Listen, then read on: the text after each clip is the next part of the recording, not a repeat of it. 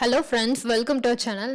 நம்ம சேனலில் என்ன பார்க்க போகிறோம் அப்படின்னா, டிஎன்ஓயு அதாவது தமிழ்நாடு ஓப்பன் யூனிவர்சிட்டியில் வந்து பார்த்தீங்க அப்படின்னா, எப்படி நம்ம வந்து லாகின் பண்ணி நம்மளுடைய ஃபீஸை பே பண்ணுறது. அதாவது இப்போ நான் காமிக்க போகிறது வந்து பார்த்தீங்கன்னா எக்ஸாம் ஃபீஸ். ஸோ இதே மாதிரி தான் நீங்கள் வந்து இப்போது காலேஜோட செமஸ்டர் ஃபீஸ் கட்டுறீங்க, ஐ mean yearly fees கட்டுறீங்கனாலும் same process தான். இப்போ நிறைய பேர் அங்கே சென்டரில் போய் கட்டுவீங்க. சென்டரில் போய் கட்டுறதுக்கு உங்களுக்கு 200 to 300 வந்து எக்ஸ்ட்ரா வாங்குவாங்க. ஸோ இல்லை நான் ஆன்லைன்லேயே பண்ணணும்னா இந்த ப்ராசஸ் மூலமாக நீங்களே பண்ணிக்கலாம், எந்த பிரச்சனையும் இல்லை. ஸோ இப்போ லாகின் பண்ணுறதுக்கு டிஎன்ஓயு லாகின் சொல்லி கொடுத்துக்கோங்க. ஸோ கொடுத்துட்டு உங்களுடைய யூசர் ஐடியும் பாஸ்வேர்டும் கொடுத்துக்கோங்க.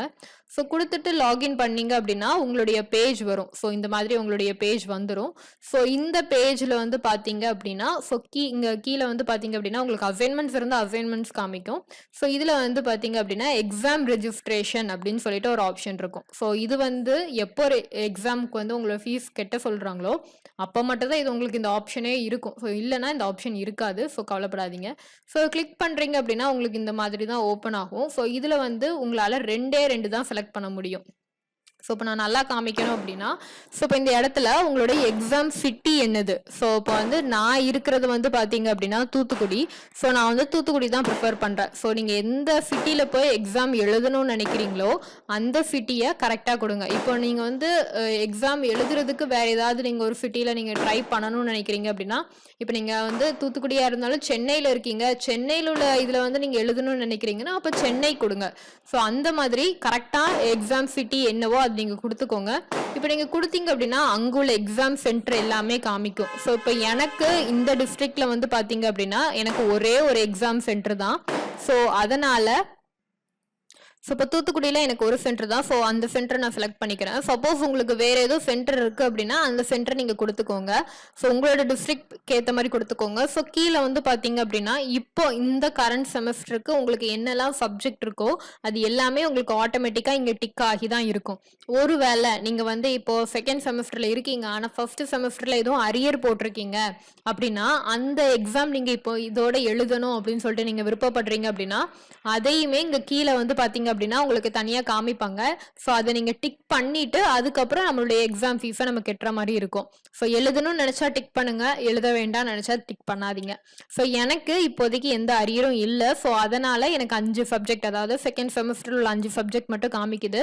ஸோ இது வந்து கீழே ஸ்க்ரோல் பண்ணி வந்தீங்கன்னா எக்ஸாம் ஃபீஸ் போக வந்து பார்த்தீங்க அப்படின்னா அப்ளிகேஷன் ஃபீஸ் மற்ற எல்லாமே ஆட் பண்ணி பார்த்தீங்கன்னா 2070 rupees அப்படிங்கிறது காமிக்குது. ஸோ மற்ற டீட்டெயில்ஸ் எல்லாமே கரெக்டாக இருக்கா, ஆதார் கார்டு, எக்ஸாம் சென்டர் எல்லாமே கரெக்டாக இருக்காங்கிறது ஒரு வாட்டி செக் பண்ணிட்டு சேவ் அண்ட் ப்ரிவ்யூ அப்படிங்கிற மாதிரி கொடுத்துக்கோங்க. ஸோ கொடுத்தீங்கன்னா இந்த மாதிரி ஒரு வாட்டி உங்ககிட்ட கேட்கும். ஸோ கேட்டதுக்கு அப்புறம் வந்து பார்த்தீங்கன்னா இது ஒன்றும் இல்லை. ஸோ இப்போ நீங்கள் வந்து எக்ஸாம் சென்டர் வந்து இப்போ நீங்கள் சூஸ் பண்ணியிருக்கீங்களா, ஸோ இது வந்து சேஞ்ச் பண்ண முடியாது. ஸோ இப்போ ஒரு நாளைக்கு 200 பேர்த்துக்கு மேலே வந்து பார்த்தீங்க அப்படின்னா அந்த எக்ஸாம் சென்டர் வந்து சூஸ் பண்ணியிருக்காங்க அப்படின்னா நாங்கள் வந்து உங்களை வந்து வேற ஏதாவது ஒரு சென்டருக்கு வந்து பக்கத்தில் உள்ள வேற ஏதாவது ஒரு சென்டருக்கு வந்து நாங்கள் வந்து மாற்றி விடுவோம் அப்படிங்கிற மாதிரி சொல்கிறாங்க. ஸோ ஓகே அப்படிங்கிற மாதிரி கொடுத்துக்கோங்க. ஸோ கொடுத்துட்டு இப்போ மறுபடியும் அவங்களுக்கு பேஜ் ரிஃப்ரெஷ் ஆகி வந்திருக்கும். ஸோ வந்ததுக்கப்புறம் இங்கே கீழே வந்து ஐ டிக்ளேர்ன்னு இருக்குல்ல, ஸோ இதை ஒரு வாட்டி டிக் பண்ணிக்கோங்க. மற்ற டீட்டெயில்ஸ் எல்லாம் கரெக்டாக இருக்கான்னு பார்த்துக்கோங்க. பார்த்துட்டு டிக் பண்ணிட்டு ப்ரொசீட் டு பே அப்படிங்கிற மாதிரி கொடுத்துருங்க. ஸோ ப்ரொசீட் டு பே அப்படிங்கிற மாதிரி கொடுத்தீங்க அப்படின்னா இங்கே வந்து இந்த பேஜை ரிஃப்ரெஷ் பண்ணாதீங்க அப்படிங்கிற மாதிரி சொல்லுது. ஸோ என்றைக்குமே ஒரு பேமெண்ட்டுக்கு ஏதாவது ஒரு ப்ராசஸ் பண்ணுறீங்க அப்படின்னா இடையில என்றைக்கும் எந்த பேஜையுமே ரிஃப்ரெஷ் பண்ணக்கூடாது. ஸோ இப்போ நான் ஓகே அப்படிங்கிற மாதிரி கொடுத்துக்கிறேன். ஸோ இப்போ ஓகேன்னு கொடுத்தேன் அப்படின்னா எனக்கு இந்த பேஜ் இப்போ லோட் ஆகுது. ஸோ லோட் ஆகி வந்து பார்த்தீங்க அப்படின்னா ஸோ இப்போ எனக்கு வந்து பேமெண்ட் பண்ணுறதுக்கான ஆப்ஷன் வந்துட்டு. ஸோ உங்களுக்கு எந்த மெத்தடில் நீங்கள் பே பண்ணணும்னு நினைக்கிறீங்களோ நீங்கள் அந்த மெத்தடில் பே பண்ணிக்கோங்க. ஸோ இப்போ நான் வந்து QR கோட் மெத்தட் ட்ரை பண்ணலான் இருக்கேன். ஸோ நான் QR கோட் மெத்தட்லேயே போகிறேன்.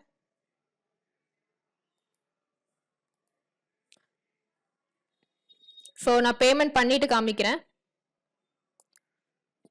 ஸோ பேமெண்ட் பண்ணதுக்கப்புறம் வந்து பார்த்தீங்க அப்படின்னா ஆட்டோமேட்டிக்காக அந்த பேஜ் அதுவே ரிஃப்ரெஷ் ஆகும். நீங்கள் எதுவுமே பண்ணாதீங்க. உங்கள் ஃபோனில் பேமெண்ட் பண்ணி முடிச்ச உடனே ஆட்டோமேட்டிக்காக அந்த பேஜ் ரிஃப்ரெஷ் ஆகிட்டு ஸோ உங்களுக்கு இந்த மாதிரி தான் ஒரு பேஜ் வரும். ஸோ பேமெண்ட் சக்ஸஸ் அப்படின்னு சொல்லிட்டு என்னோட டீட்டெயில்ஸ் எல்லாமே வந்திருக்கு. ஸோ இப்போ வந்து பார்த்தீங்க அப்படின்னா இதை நான் பிரிண்ட் பண்ணி வைக்கணும்னு நினச்சிக்கிறேன். அதாவது பிரிண்ட்னா நீங்கள் PDF ஃபோனில் யூஸ் பண்ணாலும் சரி, நீங்கள் லேப்டாப்பில் யூஸ் பண்ணாலும் சரி, இதை உங்களால் ஒரு PDF உங்களால் எடுத்து வச்சுக்க முடியும். ஸோ நான் இது வந்து நமக்கு ஒரு அத்தாச்சி வேணும்ல, நமக்கு ஒரு ப்ரூஃப் வேணும்ல கெட்டிட்டோம் அப்படிங்கிறதுக்கு. ஸோ அதனால நான் PDF நான் இதை சேவ் பண்ணிக்கிறேன்.